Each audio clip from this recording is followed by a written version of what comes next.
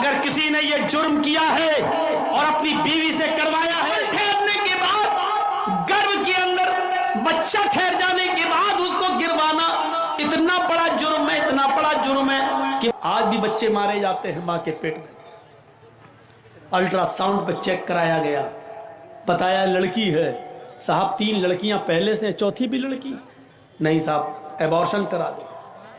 لکھا ہے ہاسپٹل میں یہاں بھروڑ کی لنگ کی جانچ نہیں کی جاتی ہے، یہ اپرادھ ہے، لکھا ہوتا ہے ہاسپٹلز میں، لیکن پسے پردہ سارے کام ہو رہے ہیں۔ کیا کالج میں پڑھنے والے لڑکے اور لڑکیوں کے ساتھ ہونے والی غلطیوں پر جب کالج کی لڑکیوں کا حمل ٹھہر جاتا ہے تو کیا ان کا ایبارشن نہیں ہو رہا ہے؟ کیا وہ بچے نہیں گرائے جا رہے ہیں؟ کیا حمل ساقط نہیں ہو رہے ہیں؟ سب کچھ ہو رہا پسے پردہ، سب کچھ ہو رہا ہے پسے پردہ، پیٹھ کے پیچھے، سامنے نہ صحیح لیکن سارے ہاسپٹل میں ہو رہا ہے۔ بچے گرائے جا رہے ہیں، ناجائز بچے تو چھوڑو، جائز بچے بھی گرائے جا رہے ہیں۔ 3 لڑکیاں ہیں، چوتھی بھی پیٹ میں بچی ہے۔ نہیں صاحب، ڈاکٹر صاحب گرا دو۔ یاد رکھنا، جتنے لوگ بیٹھے ہو سن لو، اگر کسی نے یہ جرم کیا ہے اور اپنی بیوی سے کروایا ہے یا اپنے بچے کا حمل ساقط کروایا ہے، ابھی جاؤ توبہ کرو، گڑگڑاؤ رب کے سامنے، اس کو رحم آ جائے تو اللہ تعالیٰ معاف بھی کر سکتا ہے، غفور الرحیم ہے وہ۔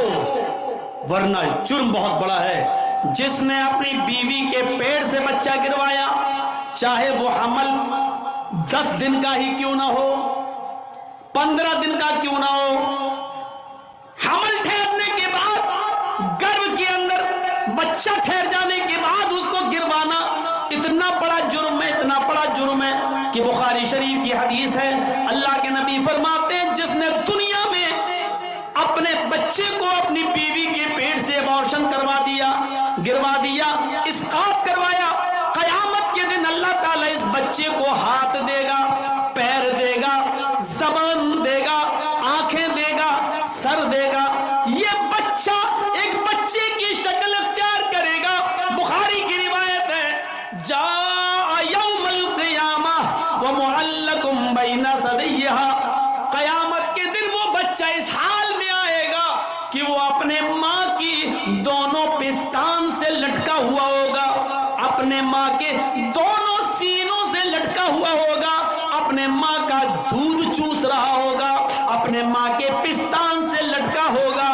اللہ کہے گا اے بچے تجھے بھی کچھ کہنا ہے، اللہ اس بچے کو زبان دے گا، یقول، وہ بچہ اپنے ماں کی پستان چھوڑے گا، پھر اوپر دیکھے گا، کہے گا یقول یا ربی ہذہ امی قتلتنی، اللہ یہ میری ماں ہے جس کے پستان سے میں لٹکا ہوں، اللہ یہ میری ماں ہے جس کا میں دودھ پی رہا ہوں، اللہ یہ میری ماں ہے جس کے سینے سے آج میں لگا ہوں، اللہ یہ میری ماں ہے جس نے دنیا میں مجھے مار ڈالا تھا، اللہ یہ میری ماں ہے جس نے دنیا میں مجھے قتل کر دیا تھا، اللہ یہ میری ماں ہے جس نے دنیا میں مجھے جینے نہیں دیا، مجھے دنیا میں آنے نہیں دیا، اللہ یہ میری ماں ہے جس نے دنیا میں مجھے بھلا دیا تھا، میرا قتل کر دیا تھا، میرا مرڈر کر دیا تھا، اللہ یہ دنیا میں میری نہ ہوئی، آج آخرت میں تو اس کا مت بن، آج آخرت میں تو اس کا مت ہو، اے اللہ تو میری ماں کو جہنم میں ڈال دے، اللہ میری ماں کو جہنم میں پھینک دے، میری ماں سے مجھے کوئی ہمدردی نہیں ہے، یہ دنیا میں میری نہ ہوئی، آج تو اس کا نہ ہو۔ قیامت کے دن یہ بچہ اپنی ماں کو جہنم میں لے جائے گا۔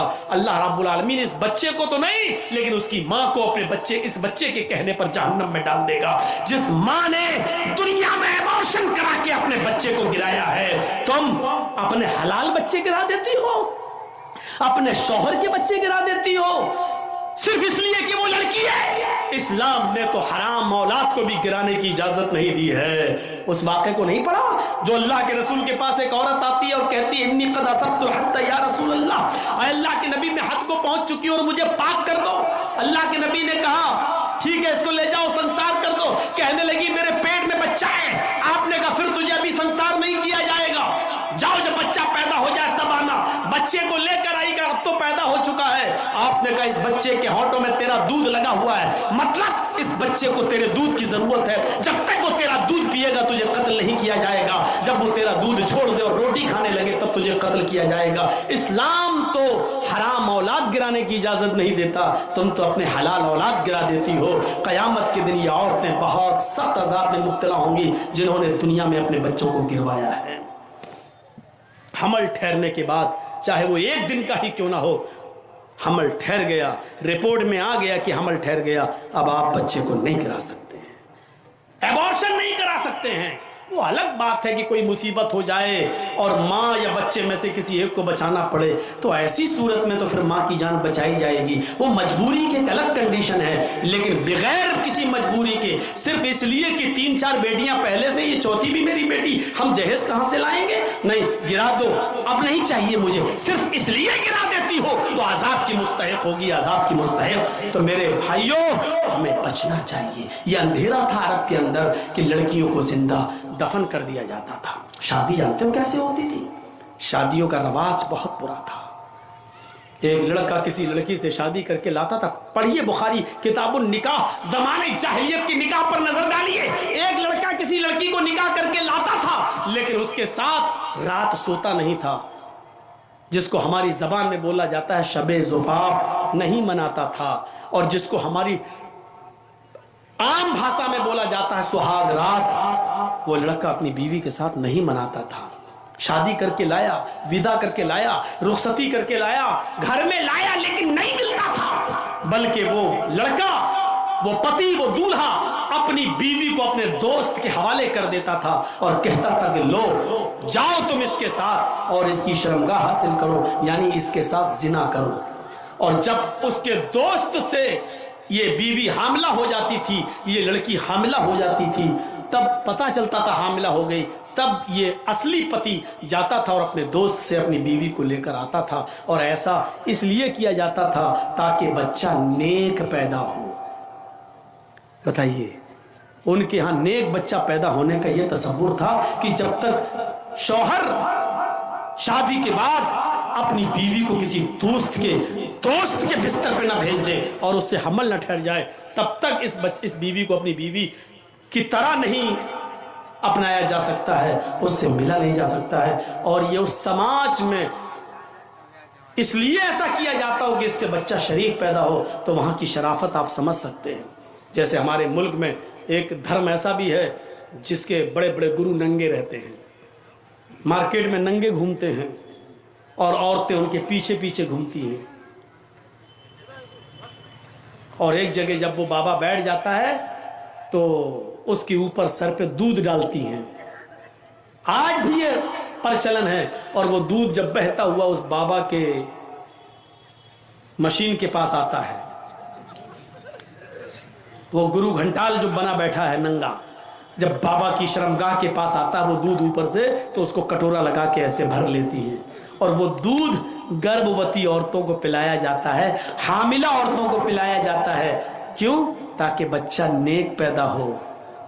اندازہ لگاؤ, مشین کے پاس سے آیا ہوا دودھ اور کٹورے میں بھرا گیا ہو وہ دودھ جب گربھوتی عورت پیے گی تو بچہ کتنا شریف پیدا ہوگا, اس سے آپ اندازہ لگا سکتے ہیں.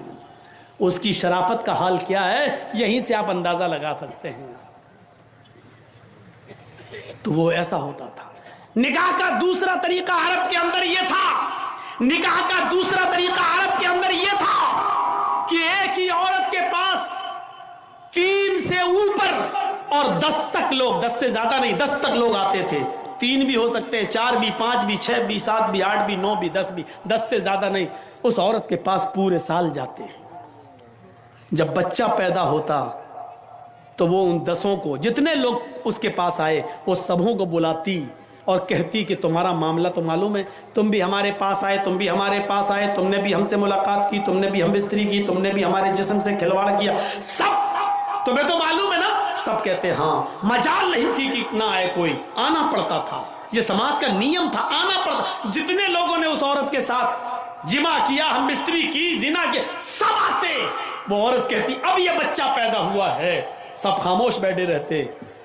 उस औरत को इख्तियार होता, वो बच्चा उठाती और उन लोगों में से जितने लोगों ने उसके साथ जिना किया, अपना बच्चा जिसकी गोद में डाल देती। ये उसकी बीवी मान ली जाती, वो उसका पति मान लिया जाता, और उसका बच्चा वही मान लिया जाता जिसकी गोद में डाल दिया, ये उसी का बच्चा है। ये शादी का दूसरा तरीका था अरब के अंदर। बस तीसरा तरीका और सुन लो। तीसरा तरीका ये था कि गिनती की कोई तादाद नहीं थी, औरत अपने घर में हरी झंडियां लगा लिया करती थी। हरी झंडी का मतलब पूरे साल जो उनके पास आना चाहे। ये उस इलाके में तवाइफ में शुमार नहीं होती थी, लेकिन काम तवाइफ वाला था। पूरे साल आने वाले किसी आदमी को मना नहीं करती थी। 9 महीने 10 महीने के बाद जब इस औरत की कोख से बच्चा पैदा होता तो जितने लोग इससे मिले सबको बुलाती, और मजाल नहीं कि कोई ना आए, सबको आना पड़ता। सबको लाइन से बिठा देती। खाने काबा जो पहले उनके हाथ में था, वहां कयाफा शनास को बुलाया जाता। वो आता और उससे कहा जाता कि इस बच्चे की शक्ल देखो, इन लोगों में से किससे सबसे ज्यादा मिल रही है। वो देखता, चेक करता, और उतने लोगों में जिस आदमी से उस बच्चे की शक्ल सबसे ज्यादा मिल रही होती, करीब होती, ये उसकी गोद में बच्चा डाल देता और इस औरत को उसके साथ भेज देता। ये शादी का तीसरा तरीका था।